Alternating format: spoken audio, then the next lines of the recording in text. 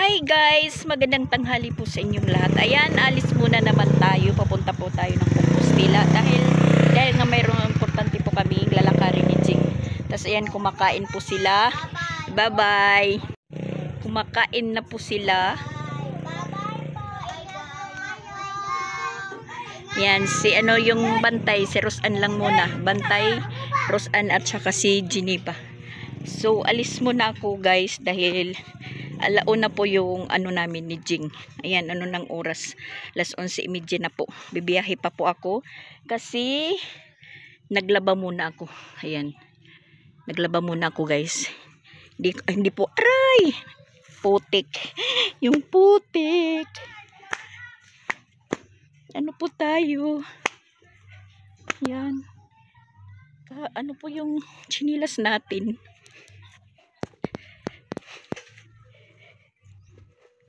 Pasado 11:00 na po.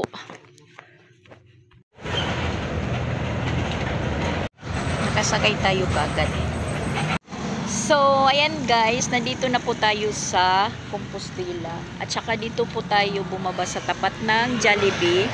Dito po kami magkikita ni Jing at papunta na po siya dito. Saktong-sakto lang po guys yung dating ko. 12:54. Nakasakay ako doon sa Sugod is 11:30. Yan, saktong-sakto lang. Pumili pa ako ng bus. Hindi pa ako sumakay ng series dahil mag-stop over. Ayun pala, yung sasakyan ko din na hindi series, meron din na stop over sa Carmen. Pero hindi lang po nagtagal. Umalis kagad. Kasi yung driver lang po yung kumain at saka konduktor. Ayan po. Ayan yung Jollibee. At saka dito si Jing dadaan. Simbahan na po yan. Doon sa may unahan. Simbahan.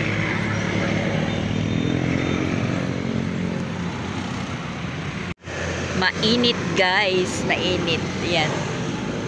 Inabilinan ko din si Mama Pix na yung mga hinangir ko. Baka po tayo magabihan naman.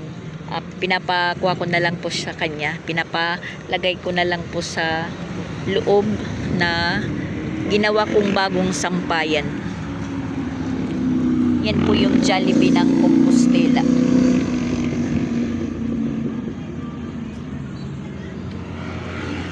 Wala pa si Jing. Simbahan na po yan doon. Usapan kasi namin alauna. So, maaga tayong nagising sa bahay. Naglaba muna tayo. Magang-maga naglaba muna tayo. Dahil kung hindi po tayo makapaglaba ngayon, kinabukasan, dadami na naman. At saka, bukas na po sila uwi. Bukas ng umaga. Series din po yung sasakyan nila. Yung papuntang Tacloban. Para po makasave-save ng pamasahe. Kasi kung sa Danau, dagdag pasahe po. Dahil for ride po sila. Mula sa amin, sakay sa bus hanggang dry dock, mga 40 pa yung pamasahe. Tapos sakay pa ng motor 30. Tapos yun, sasakay sa barko. Pagbaba ng barko, sasakay ng van pa Ormoc. Tapos pag Ormoc, sasakay naman ng bus para Tacloban. Pasahe. Mabuti yung series kasi isang isang sakayan, isang babaan lang. Pagdating nila sa Bugo, bababa ng bus, sasakay sa barko, pati yung bus. Pagdating sa Palumpon, sa bus mismo sila sasakay sa sinakyan nila. Diretso na po Tacloban. At saka yung mga po nila, yung mga dalang mga gamit, hindi hassle po. Hindi hassle bitbitin. Dahil meron pong lagayan sa ilalim ng bus. At saka save po yung pamasahe. Wala pa si Jing, wala pa. 12:50 na po. Buti na lang. Ako po yung nauna dito. Nandito, ayan na si Jing. Siya lang po yung sweatshirt. Ako wala. Ayan, galing na po kami doon sa pinuntahan namin ni Jing. Tapos papauwi na po ako at sasama po siya. Sasama si Jing umuwi. Surprise naman sa mga bata. Magko-commute lang po kami dahil napapagod po siyang magmotor. Sabi ko sa kanya, daan muna tayo ng Danao. Bilhan natin sila ng cup noodles kasi mahal po sa barko. Para sa mga magbibiyahe bukas. Uwi ng Tacloban. At siya naman bukas din po uuwi. Ayun, nagkulimlim yung panahon. Kanina mainit na mainit. Nag-ikot-ikot po kami ng Compostela. Morning ulit, guys. Ayan, ngayon na po yung araw na uwian nila ng mga taga-Tacloban. Nakahanda na po sila. Tinawagan na po yung sasakyan. Nasa Carmen na daw. Yung oras po is 6:17. Yan, nakahanda na po sila. At iuuna muna sila. Kasi Isra muna yung Isra tsaka Patpat. Yung iunang ihatid sa labasan.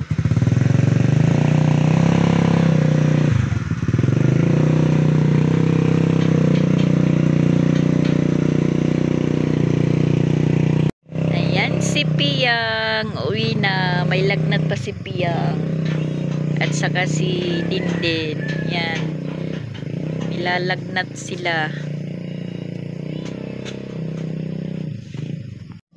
Nahihirapang ilabas yung motor dahil umulan kagabi.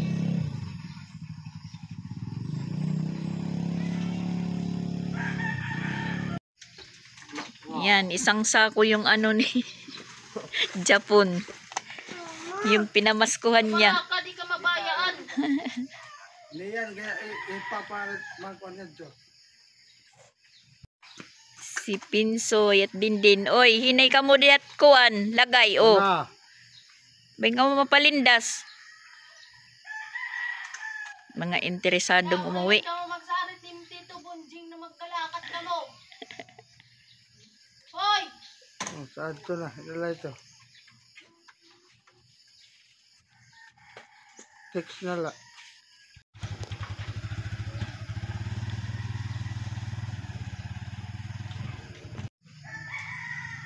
Uuwi na si Mama Pex. Bye-bye po. Hindi pa sana sila pinauwi ni Pex dahil si Pex Vlog sa 7 naman po alis papuntang Maynila. Magpapatid pa sana sa airport. In kaso lang marami nang absent yung mga bata. Bye-bye. Bye-bye, Kristen. Bye-bye. Meron dinitigat po ako. Meron sayaw. Bye-bye, Papa Bits. Bye-bye, Papa Ben. Yan. Magiging tahimik na yung bahay namin. Pero si Duday, maiiwan pa. Tas mga tulog pa. Tulog pa si Crislin, si Duday. Pagising nila, wala na sila. Maghahanap. Bye-bye, Dave. Mingaw na, madam. Mimingaw. Way na badlungon.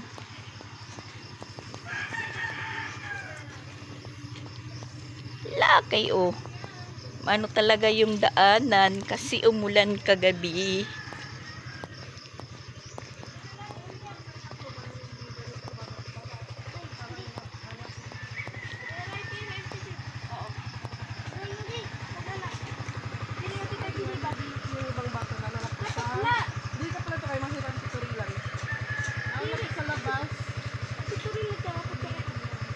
Kay Tito Rilan ka masakay. Nandun na yung iba. Nandun na sa labasan.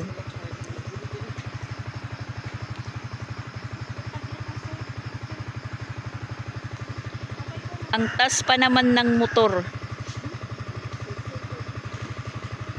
Patama ka na Pinsoy. Timotel. Itimo sapatos. Makukuha ni Pinsoy. Ayaw pagpatama ka. Ayan na si Pix.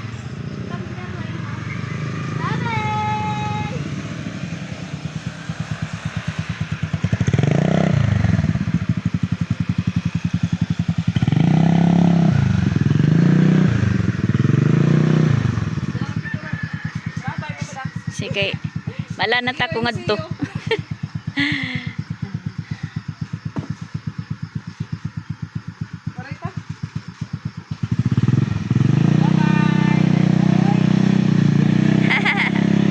Susunod tayo doon sa eskina. Maglalakad-lakad lang muna ako. Magpapatid ako kay Ronald. O kung sino lang po yung makabalik dito. Kay Ronald na lang. Kasi si Pix, maghihintay pa yun hanggang makasakay po sila. So, hahabol tayo. Hanggang sa labasan lang. So, ayan, magiging tahimik na naman yung bahay natin. At syempre, maraming kalat. So, balik normal na naman tayo. Marami tayong hugasin ngayon. Naiwan sa kanila, naiwan nila. Ano pa lang po ako nagising, 2:00 ng madaling araw. Kasi pinagluto ko po sila ng kanin, itlog. Tapos yung ulam nila na baon, dilata. Yung kila Japon, wow ulam. Kila Sian, patpat naman is century. Si Rosan hindi naman po kumain. Lahat sila may mga itlog na dala. Sinagregate ko lang kada isa sa kanila para hindi na maghingi-hingi. Yung baon nila, hiniwa-hiwalay ko lang. Iba lang kay Japon, iba lang kay Rosan, iba lang kay Geneva. Kasi pag nakasakay sila ng bus, hindi naman po sila magkakadikit-dikit. So, mahirap yung mag-aabot-abutan. Sa barko naman, ayun, inano ko na lang po sila, pinabilhan ko na lang sila kay Jing ng biskwit at cup noodles. Kasi pag sa barko, medyo mahal na. Tag isa-isa sa kanila. Para po sila ngayong umuwi na galing sa ayuda. Ang ano lang nito, kung hindi bumalik si Ronald, hindi tayo makakaabot doon sa kanila. Kasi hindi ko naasabihan na bumalik. Yun lang ang mahirap. Hindi tayo makakapagbabay sa kanila hanggang sa pagsakay nila ng bus. Bumalik din si Ronald. Ayan po yung mga biyahidor. Pinsoy, nagtatablit ka pa. Payalat na yung tablet bayaan habas. Ang dami nila.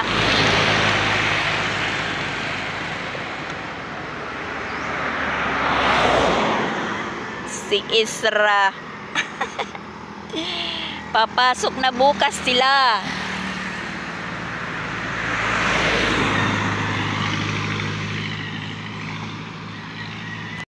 At ayan sila Idmar, merong pong pinadala si May Timang para sa Tacloban. Yung ano po siya sa coffee. Dahil mayroong pong pinapag-operate ni May Timang doon sa Tacloban. Yung kapatid ni Taming, partner ni Idmar. Saki! Sabi mo hindi ka uuwi. Wala samod si Saki, wala samod.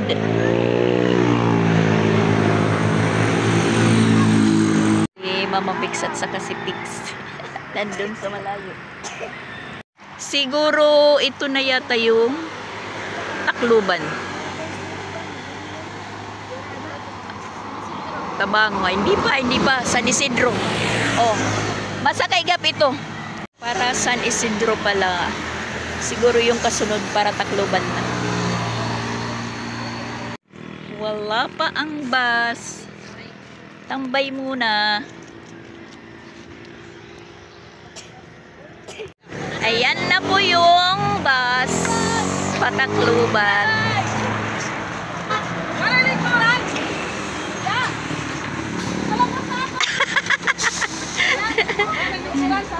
Kaibigan lang po nila yung ano.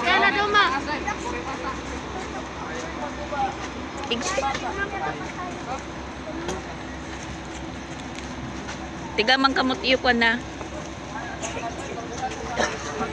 Yan na sila. Bye-bye na, Mama Pix. Bye-bye.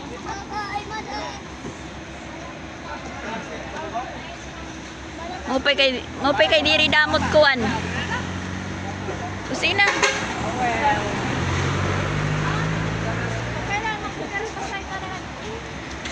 Pagi ani? Pila pasay na? Pilang pasay? Kana, ang baggage. Ang baggage, pila? Oh, 100.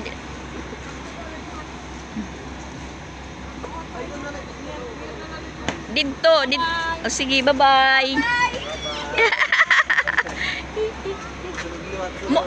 Ang motor, masuod. Yan na sila. Uwi na.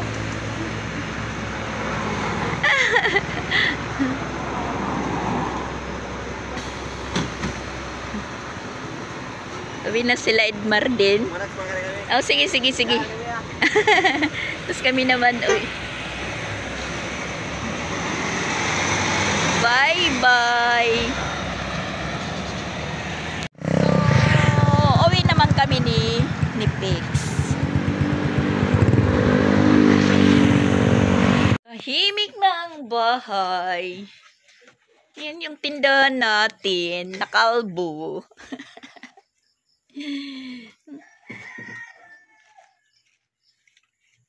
Tulog pa yung 3 bata. Hindi pa nagising. Marami tayong ligpitin.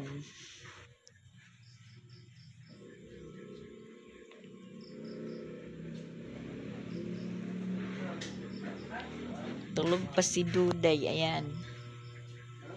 Pati yung 3. Ay, Chrislyn, nagpapakirumpot. San. Nagutom.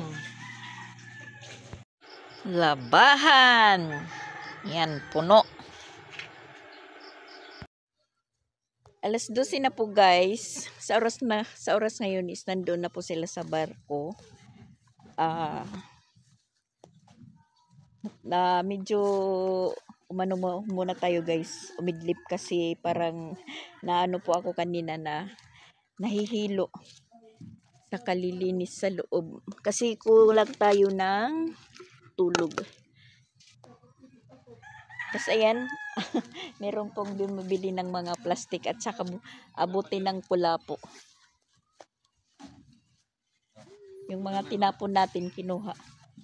Yan po, may bumibili. Buti na lang para medyo aliwalas na po yung kapaligiran dahil maraming mga buti-buti.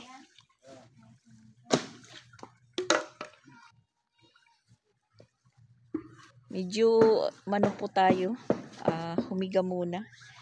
Kasi kulang tayo sa tulog. Dahil ako po yung nagbabantay sa oras. Hindi po tayo nakatulog. Nag-aalala po ako na baka po sila mahuli sa biyahe. Si Duday po yung naiwan dito. Yan, pinagpaalam ko muna sa mama niya na wag mo nang pauwiin. Kasi hindi pa kami nakakagbanding ni Duday dahil sa dami nila, nagpapakompetensyahay kung sinong makakalapit kay Mama Dax. Si Duday, hindi naman po siya magulo na bata. Hindi po siya nakikisalamuha sa mga alaro ng lalaking pinsan niya. andun lang siya sa kwarto. At mga mamaya-mayang hapon, mamimili tayo para sa paninda natin dahil nakalbo yung yung tindahan natin nang dahil sa mga bata. Yung iba bili, yung iba hingi naman, yung iba libre, iba hingi. Hindi ko naman lahat pinababayaran. Yan, pangin muna tayo dito sa labas. Medyo lumayo ako sa bahay kasi nagpapasound si Papa Beats na naman. Ako na lang po yung lumabas. Yan, maraming buti buti ng kulapo yan. Buti binibili. Hindi tayo lugi. May pang-ulam na. Yan, si Ronald.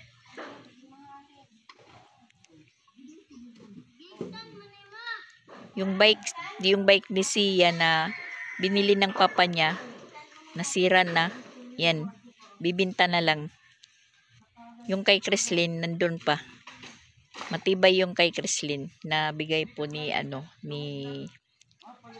hindi ko na po naalala kung sino po yung nagbigay.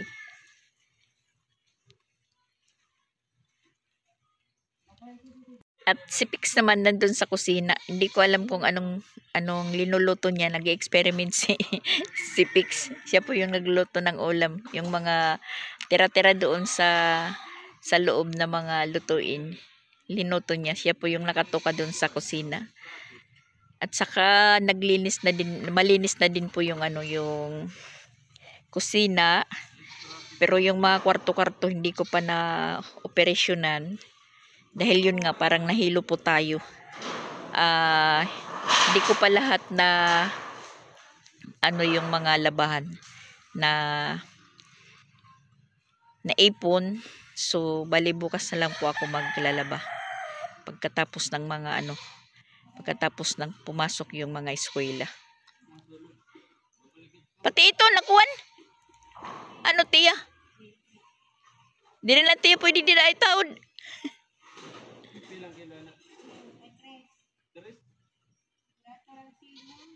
Yung alulod. Kasi butas-butas na. Buti yun para maglinis yung namin. Yung palibot. Yung mga buti-buti. Yung mga ibang mga dyan, basura. Susunugin na lang natin pag uminit na po ng mabuti. Mga basa. Si Jing nandun pa sa kwarto. Buti na lang si Jing po yung naghugas. Tinulungan po niya ako ng maghugas na mahugasin. Pero ako po yung naghugas ng mga kaldero. Yung mga ginamit-gamit namin sa pagluluto. Inano ko na, pinail ko na po kung saan po nakalagay. Inarinse ko na po. Kaya lumuwag na din po yung kusina namin. Mayang hapon, darating na po yun sa sa Tacloban yung mga nagbibiyahe. Yun nga. Sabi ko, sana pagbalik nyo dito sa Cebu, hindi na kayo mga pasaway, mga kidus. Kasi nag-away-away talaga yung stress man tayo, pero napipigilan. Natin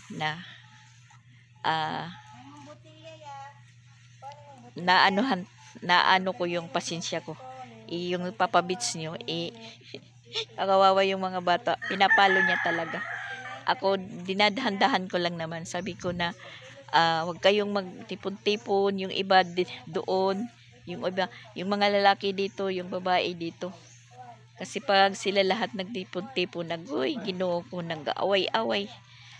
Si Pinsoy kasi, si Pinsoy talaga, kahit nandun sa Tacloban sila, bihira lang po silang magkakita-kita kasi yung bahay nila Pinsoy sa sa kabila at tatawid pa ng kalsada. So parang hindi po sila nagkakalaro doon sa Manlurep dahil tatawid pa siya, delikado sa sasakyan.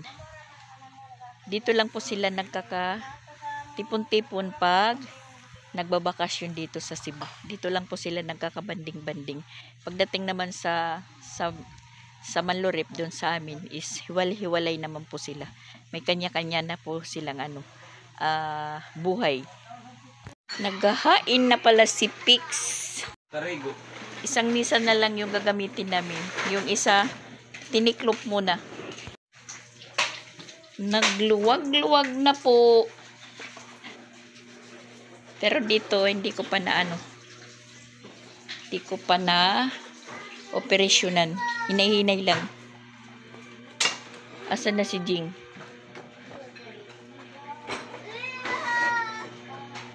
Yan. Wala nang kalaro. Back to school na bukas. Baboy pala yung ulam namin. Baboy, sinabawan, baboy. Si Duday.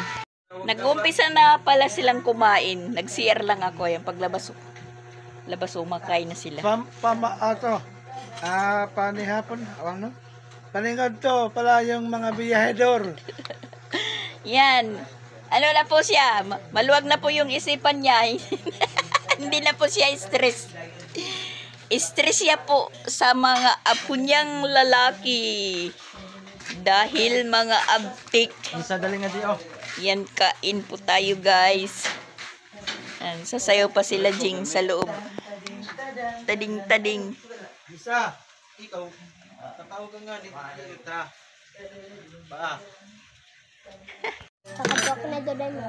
Kakain ako guys kasi wala nang dumating po sila. Parang ikatlong kain ko pa lang to. Imini? Oo, agoy takong tubig permiadi gawas.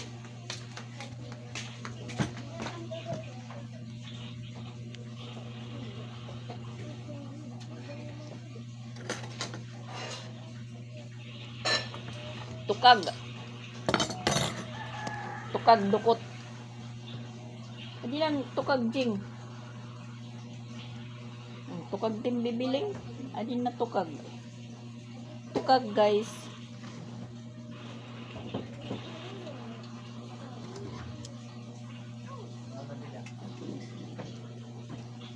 Sino nagkuha niyo ng tubig?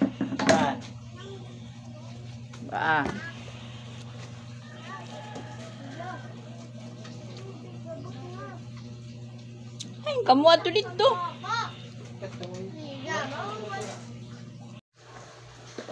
Hugas. Si Duday, nakahubad si Duday. Kasi bagong ligo.